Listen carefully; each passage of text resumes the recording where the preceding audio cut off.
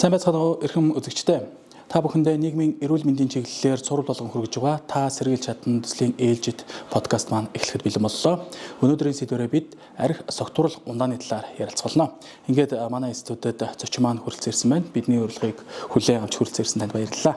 Та өөрийгөө танилцуулахгүй юу? За бүгдэнд нь подкаст сонсож байгаа сонсогчдоо өдрийн мэнд хүргэе. Тэгэхээр намайг Гэрэл Цэцэг гэдэг би нийгмийн эрүүл мэндийн үндэсний төвийн хорт зуршил хавдраас сэргийлэх асуудал хариуцсан мэрэгчлээ гэдэг хүн байна.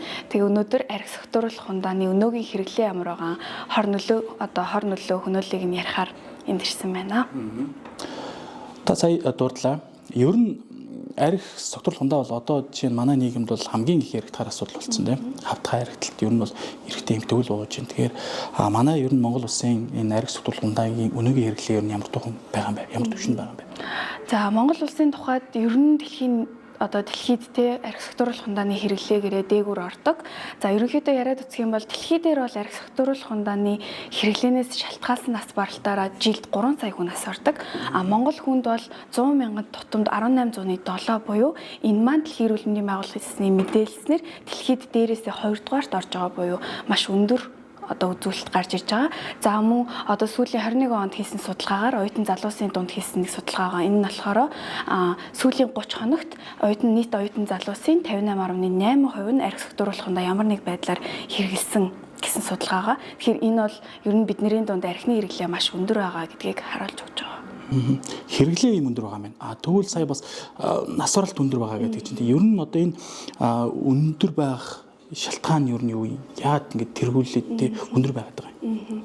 Ерөнхийдөө яг олон хүчин зүйлүүд байгаа л да. Жишээлбэл архины хордлогоор нас орж ийн хүмүүс, архинаас шалтгаалсан осол гэмтлэр нас орж ийн те. Гэхдээ энд бидний нэг заавал дурдах хэрэгтэй нэг асуудал бол бид нар өөрсдөө их онцлогтой, илэгтэй хүмүүс юм гэж хэлгээд байгаа монголчууд.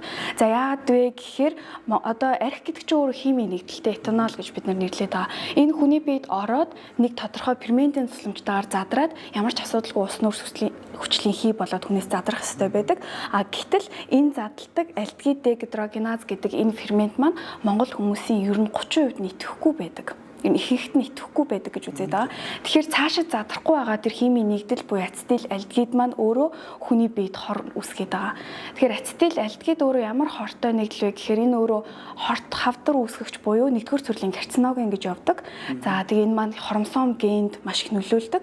За хавдар үүсгдэг сая хэллээ шүү дээ. Тэр дундаа улаан хоолой уушгины хавдрыг ерөлн үүсгдэг гэж байгаа. Тэгэхээр монгол хүний энэ илэгний онцлогоос шалтгаалаад бид нар бол илүү нас баралт тэр архины хордлогоор илүү өвчлөлдөг юм болов гэдэг тийм судалгаа байгаа. Бид үс яг нөгөө монголчууд чинь ахнар орос ахнар бол архи сандаадаг бид үс тэргээд дагаад бас сайн удаг гэд буруу ойлголт яваад идэх бас нэг Энэ дээр бас бид нар ингэж ярьдаг орой олгон нэг улаан вайн ууж юм уу эсвэл бид нар маш гаднаас орж ирсэн үнэтэй 40-50 градусын виски хэрэгэлдэг боллоо. Гэтэл монголчуудын илэг бол өөрөө 2-10 градусын л архийг задлах чадвартай юм байна гэж судалгаа байгаа. Зөв. Би бол яг алкогол хэрэглээ маш багтаа хүн л дээ. Тэгтэл өнгөрсөн хугацаанд ингээд бодоод зөвхөн 2-3 удаа тасрах бүрэн ухаанаа алдах энэ үдцсэн байгаа байхгүй тийм. Тэгэхээр ер нь энэ тасрах процессээр хүмүүст нь яаж үйлчлэх юм бэ тийм. Энэ бас хүмүүс сонирмол хүмүүс ч бараг насан туршидсан тасарч үзэх юм бол бараг хуурах гэж байна тийм. Тэ гой сонирхолтой асуулт байна. Тасрах гэж бид нар ярьдаг штэ. Маргааш нь би юугаа санахгүй байна гээл те. Би юу ч санахгүй тэр өчигдөр юу болчихов гэд ер нь хүмүүст байнга тохиолддог ч юм уу хэлбэг тохиолддог асуудал. Тасрах гэд тэгэхээр архи өөрөө хүний биед ороод усны урсгалаар хамгийн түрүүнд нөлөөлдөг зүйл бол тархи байгаад байгаа. Ялангуяа тархины тэр гиппокамп буюу ой тогтоолтын хэсэг гэдэг хэсэгт нөлөөлдөг. Энэ яадаг хэсэг вэ гэхээр бид нэр энгийн үед ч ажиллаж байдаг те. Богино хугацааны ой санамжийг урт хугацааны болгож хувиргадаг. Тэгэхээр энэ маань өөрөө нэг зүйл хүн шинээр мэдээд авангууд энэ хэсэг маань ажиллаад энэ ингээд урт хугацаанд таны ой тогтоолтод хадгалагддаг. Гэтэл яг энэ гиппокампын хэсэгтэр архи өөр нөлөөлчдөг. Тэгээд нөлөөлөд мэдрэлийн хэсгийн холбоог сулруулждаг учраас энэ хэсэг маань ер нь ажиллагаа сатарчдаг ажиллагаа. Тэгэнгүүт л ерөөсөө шинэ авсан мэдээлэл тэр дор нь мартаал урт хугацааны болгож чаддаггүй. Энийг л бид нар блэкаут буюу тасарч байгаа процесс гэж яриад байгаа. Тасарч бас нэг хоёр төрлөө байх шиг байна. Ингээд бүр ингээд тасраад унтаад өгдөг, унаад өгдөг хүмүүс байгаа тийм. үйл явдал хийгээд яваад идэг тий. Дараа нь эргээд нөгөө сандаггүй тий. Энэ хоёрын ялгаа нь юу нь юу байх вэ? Ерөнхийдөө яг хуу зарим хүмүүс одоо тархинд нөлөөлж байгаа гэж байгаа ш. Тэгэхээр тархины олон хэсгүүдэд нөлөөлөд авах хитрхи их бүр уухаараа өөрийгөө контролдож чадахгүй болоод сүлдээ тий өөр хэсэгт нөлөөлөд хөдөлгөөн нь янз бүр болдог ч юм уу найгаж гуйвдаг гэд одоо хэр их уусан хэмжээнээсээ шалтгаалаад хүмүүст маань өөрөө нөлөөлж байгаа юм. Яг манай ингээд подкастын энэ ерөнхий нэр бол та сэргийлж чадна гэдэг нэр дээр явж байгаа. Тэгэхээр хүмүүсийг сэргийлэх, хэрэглүүлэхгүй байх тий энэ талаас нь үзэж. Тэгэхээр ер нь тасралт хүний биед явагдсанаар дараа нь ямар том гаж нөлөөлөлд орох вэ тий? Та бити тасраач. Хэрвээ тасрах юм бол та хингийн шүүгээд одоо захиж хэлмээр байвал юу хэлэх вэ тий? Тийм. Энэ дээр одоо сая яг хэллээ бид нэр ой тогтоолтын хэсэгт нөлөөлчдөг гэх тий. Энэ бол за нэг тасарлаа тэр хэсэг үйл ажиллагаан сатаараад ч юм уу богино хугацаанд явагдчихна. Гэтэл байнга тасраад ивэл яах вэ? Тэр бид нар чинь ой ухаан ой тогтоолт маань муудах нь шүү дээ. Угаасаа тийм. Ерөөсөө тасраад байнга тасраадах юм бол ой тогтоолт нь муудна. Тэгэхээр ер нь тасрах нь бол нөгөө нэг одоо тэр мэдрэлийн холбоог нь сулруулдаг учраас та ой тогтоолт муутай болно шүү л гэж хэлмээр. Тэгэхээр ер нь тасрахгүй байх нь зөв. За тэгээд эн чинь бас хүүсийн ялгаа гэж байгаа тийм. Ер нь одоо ингээд хараад байхад эрчүүд бол нэг эрэгтэй хүн сайн даадаг гэл, эмэгтэй хүн арай бага даадаг гэл ингээд ярьдаг шүү дээ. Ер нь хүүсийн байдал дээр эмэгтэй эрэгтэй хүн дээр алкогол энэ ариг сэтгүүл хундаа хэрхэн яд нөлөөлдөг, арай өөр бас нөлөөл байдаггүй тийм. Ер нь яг хоёр хүүс дээр аль ч хүүсийг хилэлтгүй мэдээж арих муу гэдгийг бүгд мэдж байгаа тий. Гэхдээ хамгийн сонирхолтой байднаас ярих юм бол эрэгтэйчүүд маань эмэгтэйчүүдээс 1.7 дахин их арих хэрэглээд байна тий. Тэгэхээр би эрэгтэйчүүдийг жоохон хандлаад ярьчих. Эрэгтэй хүний хамгийн чухал ер нь одоо гормон бол тестостерон гэдэг гормон байдаг. Энэ өөрөө эрэгтэй хүнийг тий эрэгтэйлэг байдал, дуу хоолой, за тэр бэлгийн чадвар тий эр бэлгийн эсийн одоо тэр хөгжил, үр тогтоох чадвар бүх зүйлд нөлөөлдөг хамгийн чухал гормон.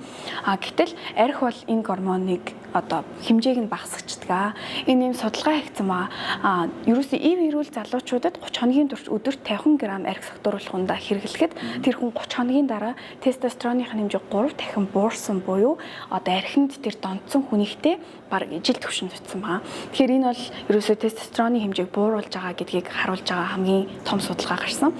За тэгээд ер нь тестостерон буурахаараа яах юм бэ гэдэг түрүүнд урьдчилсан тий одоо эр бэлгийн эсийн хөгжил буурна, бэлгийн чадвар сулрна тий эмгтээлэг шин чанар давмгайлна гэд иймэрхүү сөрөг нөлөө үүсдэг. Тэгэхээр эрэгтэй хүн бол бас илүү урт удаан эрүүл амьдрахаа бодвол архинаас бол татгалзах нь зүйтэй байна. Даах чадварын хувьд бас нэг арай өөр байгаад байдгүй тийм. Энэ бас энэ нөгөө цайны тестостеронтой холбоотой тийм. Хүмүүс чинь нөгөө их уул даана гэдэг л тийм. Энэ нөгөө гормонтой холбоотойгоос гадна эрэгтэй хүн ч өөрөө нөгөө нэг булчингийн масс маш ихтэй. Тийм. Тэрнтэй бас холбоотой байгаа. За арх гэдэг зүйл те арх согтууруулах хундаа гэж ярьж байгаа. Бидүүс нөгөө грац багтай бүтээгдэхүүнүүд байна те 40 одоо бол 38 39 сар бас грац багсаад байна. Тэгэл 13 ингээл ингээд хоёулаа согтоож байгаа те. Энэ хоёр зүйлийг хүмүүс арх ингээд гэтлүү согтоодог учраас муу пиа бол зүгээр штэ вино бол зүгээр штэ гэсэн нэг юм ойлголт байгаа гэдэг чинь энэ ер нь адилхан бистэй үйлчлэгээ юм те. Тийм. Ер нь агуулж байгаа нь л өөрөө этанол яг тэр химийн бодис маань арх согтууруулах хундаа бүх одоо арх согтууруулах хундаанд бол тэр химийн этанол бол байгаа.